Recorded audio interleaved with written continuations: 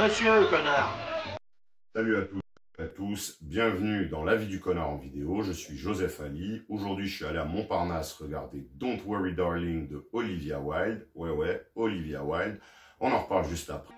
Donc le synopsis, nous sommes dans les années 50 dans une petite ville qui s'appelle Victory, qui ressemble beaucoup aux petites villes témoins dans lesquelles on faisait les essais nucléaires. La ville a été fondée, créée, financée par Frank, interprété par Chris Pine, et donc Alice et Jack, interprétés respectivement par Florence Pugh et Harry Styles, mènent dans cet environnement parfait une vie idéale. Jack, comme les autres hommes, travaille sur le projet Victory, qui porte le même nom que la ville.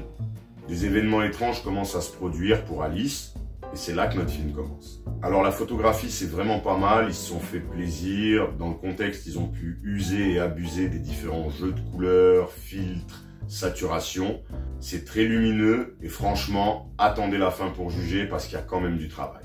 C'est bien filmé de manière très propre, sans fioritures, sans trop de tape à l'œil, c'est plutôt joli. Certains plans, certaines séquences sont de très bonne facture. La réalisation, elle est carrée et intelligente, ça sait où ça va, pourquoi ça doit y aller, comment ça doit y aller, le tout au service du récit. On a une mise en scène limpide et efficace, même si c'est sans grande originalité, on a quand même 2 ou 3 moments plutôt inspirés. Alors, l'écriture est intéressante, elle évite parfois de tomber dans les pièges du fouillis scénaristique, ça va. L'idée de base, elle est bonne, même si elle a déjà été usitée, visitée dans plein d'œuvres de science-fiction et autres auparavant. Aborder ce thème sous l'angle du thriller, ça peut sembler facile, mais il y a beaucoup de pièges dans lesquels on peut facilement tomber. Mais justement, j'ai trouvé que la réalisation et la mise en scène évitaient de tomber justement dans des maladresses et des petits pièges qu'il peut y avoir dans le scénario. Certains dialogues, notamment ceux de Chris Pine, quelques monologues qu'il fait, je les ai trouvés plutôt bien foutus. Ça, c'est mes goûts. La distribution est nickel. Harry Styles, putain, c'est le mec de One Direction.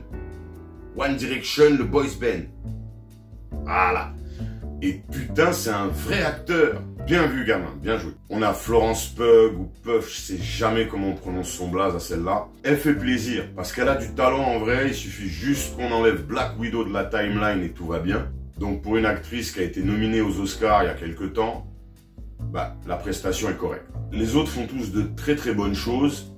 Chris Pine, c'est Chris Pine, et puis là il est très bien utilisé, je trouve.